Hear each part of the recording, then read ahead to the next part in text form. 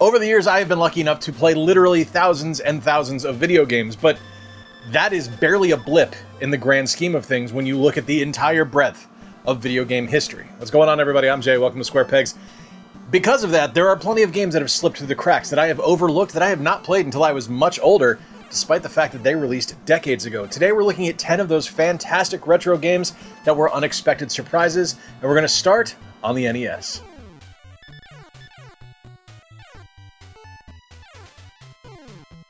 While I was aware of Felix the Cat when I was younger, I was not aware of the Felix the Cat video game until many, many years later. And it wasn't something I played, I think, legitimately until 2 years ago. And I played it because there was a Switch re-release of Felix the Cat. And I'm sure, why not? I'll give it a try. Well, I'll give it a playthrough. And I was absolutely shocked by how great of a game it was. It's a fantastic kind of traditional NES platformer, and the really creative thing about it, though, is that the power-ups you get will change the different attacks that Felix does. And unlike traditional platformers like Mario or something like that, when you get hit and you either shrink or die, with Felix, you're actually going to scale back on the power-ups you have. So if you're able to increase all the way to the end, when you get hit, you'll drop down one. So you're not going to lose all your powers right away. You're actually able to keep playing. I think that makes for some really entertaining gameplay. It's a phenomenal game. It's an absolutely excellent platformer, and one of the best examples of really quality game development and ambitious game development on the NES. To take a property like Felix, which was not terribly familiar to kids of the 80s. Yeah, people knew who Felix was, but it wasn't like he was on TV every day. To turn that into a compelling video game is pretty cool.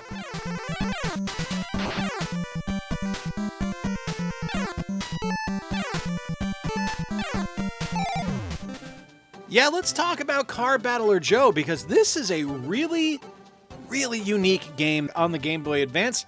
I believe you are seeing Wii U footage right now. I bought this on the Virtual Console, so that should tell you exactly how long it took me to discover this game. This is an absolutely incredible game. It's one part RPG, one part vehicular combat, and all of it works. All of it is fantastic. It's a sincerely and truly fun game that I don't think gets the flowers it deserves and doesn't.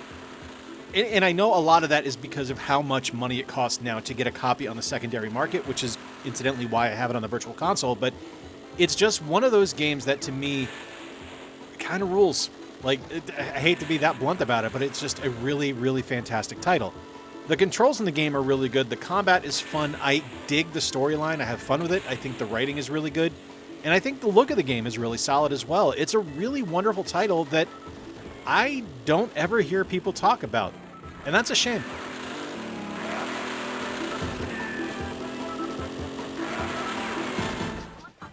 When it came to the PlayStation 2, I was firmly in Camp Ratchet and Clank and firmly in Camp Sly Cooper, and I did not play Jak and Daxter legit until last year. It was just a game I never had any interest in. I had never had a curiosity about playing it. And I eventually tried it out, and I don't even remember why. I think I ended up getting it. Maybe it was in a VGM or something like that. I got a copy of it, and I could not believe how long I had overlooked this absolutely spectacular game. Now, I'm not saying that I wasn't told it's great, because I was repeatedly. It was just one of those things where I already loved Ratchet and Clank and Sly. I didn't really need another mascot platformer on the PlayStation 2. I was just depriving myself of great games, and that's dumb. Don't do that, kids. Play the good games. Just try them out. This is an excellent game. This is something that, to me, really epitomizes what the PlayStation 2 was great at, which was making phenomenal 3D games. It was a leap forward for video game development, and something that wasn't really seen prior to this. Yeah, we had some 3D games on the PS1 and 3D games on the N64 and on the Saturn, but it wasn't until the PS2 where they became fully realized and became really enjoyable and, honestly, not shitty, janky games. It was something that I think really stood out as an incredible title and an incredible franchise, and I'm really bothered that I took years to play it.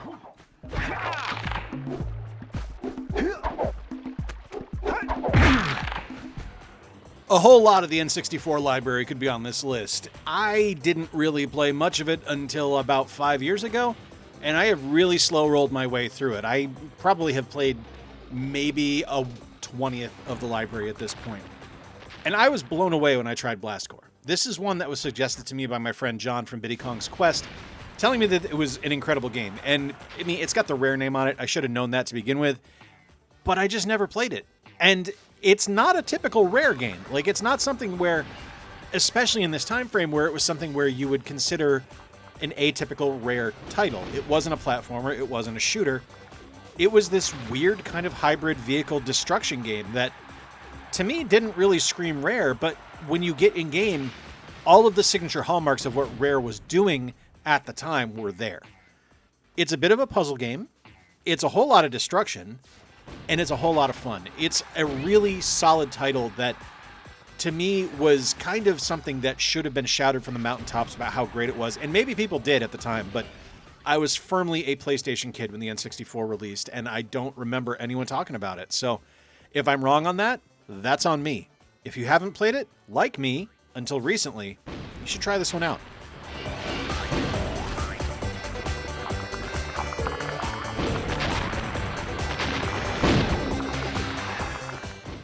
Licensed games are not immune from me overlooking them, and Goof Troop is one that I did not play until about 3 years ago, and it was at the suggestion of John Riggs, and I'm so glad that he brought it up in one of his videos because it is fantastic. It stars Goofy and Max from the aforementioned Goof Troop, and it's kind of an action puzzler, and it is wonderful. One of the best co-op, fun puzzle Super Nintendo games I've ever played. As you go through the game, you're going to find different power-ups and different abilities for Max or Goofy to use, and it's up to you to eliminate the pirates that are on this island and collect the items that are there. It's a very simple and easy to understand game, and it's magnificent. It works so well, and it plays so brilliantly well. It's a fantastic title. Legit, one of the best licensed games on the Super Nintendo, and not one that when you look at, you're going to go, oh yeah, no, that's a must-play. It's not like something like Aladdin or Lion King. Lion King less so than Aladdin, obviously.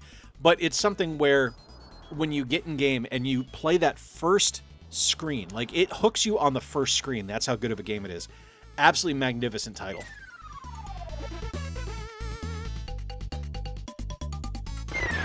Thank you to the sponsor of today's video, the Michigan Retro Game Expo. The Michigan Retro Game Expo is Southwest Michigan's first ever video game dedicated convention happening on August 29th, 2026 this year. And yes, while I am one of the founders, I am so excited to be sharing my love of video games with my community. Tickets are only $20 for general admission up until the day of the show, and they'll increase to $25. We're gonna have panels, we're gonna have special guests, amazing free play areas, tournaments hosted by my friends at Channel 3. Guys, Games, and Beer will have a free play arcade, tons of vendors, a board game library, live drop-in D&D. It's going to be an incredible time. If you're in the Michigan area or just in the general vicinity, be sure to come to Kalamazoo on August 29th from 10 a.m. to 6 p.m. where we will be hosting the Michigan Retro Game Expo. Hopping over to the Sega Genesis, let's talk about Lightning Force. And I want to get this out of the way right now. I hate the name of this game. One, they misspell lightning. Two, they should have just called it Thunder Force, which is a cooler name anyway, because this is Thunder Force 4. This is one of the greatest shmups on the Sega Genesis. This is one that I may have a memory of playing when I was younger, but I don't have any firm recollection of doing so. So when I got this in the mail from Video Games Monthly, my jaw dropped because this game is, one, not only not terribly cheap, like this isn't a bank breaker or anything like that. It's not like Earthbound, but it's something that was in the 20s when I got it. And to get that in a VGM, kind of surprising and very much appreciated. And then I got it in game, and oh my god, it's so good. What a fantastic title. One of the best shmups I've ever played. A beautiful look, fantastic music, wonderful effects all going on. Legit, one of my favorite Genesis games. This is something that I absolutely love, and something that is just, I never hear about when people talk about the classic shmups on the Genesis. It's never talked about. And maybe, again, maybe kind of like Blastcore, this is just something I missed, and people do talk about it regularly, but I never hear anyone talk about it. What are your thoughts on Lightning Force? Let me know.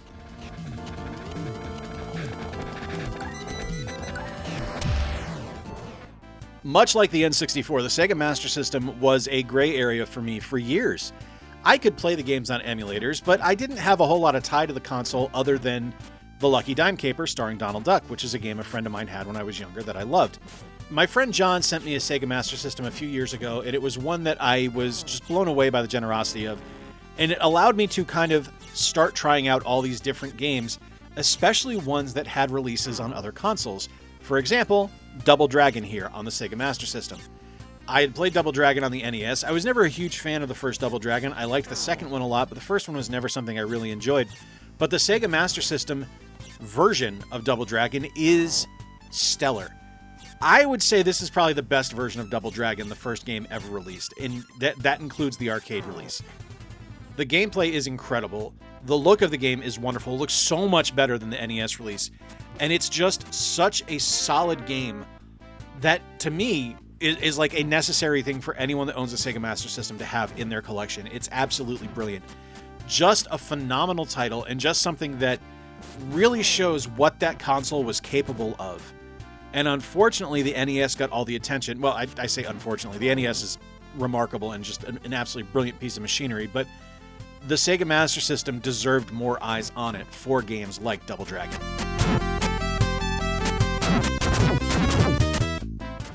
When I was younger and collecting games for the NES, one of the things I always did was overlook the Milton Bradley logo for video games. And that made me miss out on Time Lord, which is a shame, because Time Lord is magnificent.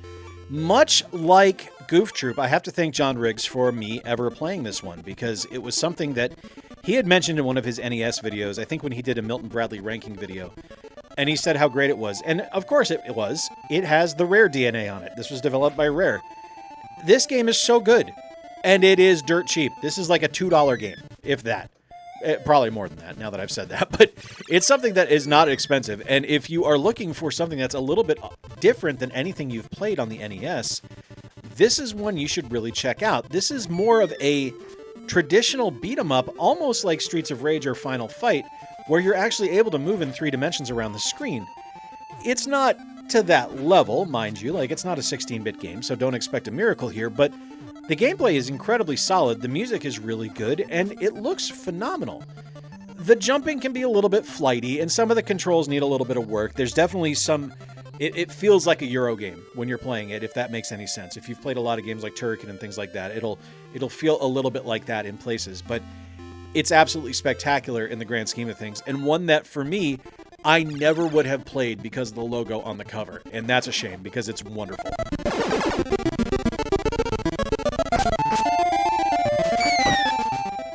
I have said many times in the past on this channel that I am not a huge fan of games from the Atari 2600 generation.